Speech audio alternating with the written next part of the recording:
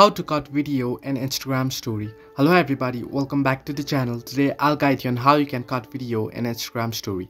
Now, if you open up the app, you'll get an interface like this, and to add on story, you can simply tap on plus icon on the bottom of your screen and then head over to story. And here you can either create a new story or you can simply upload it by tapping on the upload icon on the bottom left corner of your screen and choose a picture here to upload.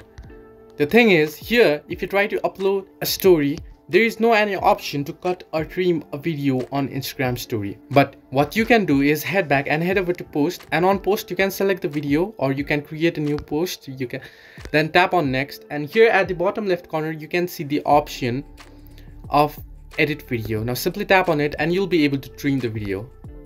Now you can always trim the video from here on your post and then save it on your device. You'll find the save option on the top right corner of your screen and then it will save to your device. Once it's been saved, head back and head over to story, and if you tap on uploads you'll be able to find the same story on your device camera roll. Now simply open it and you can upload it to your story.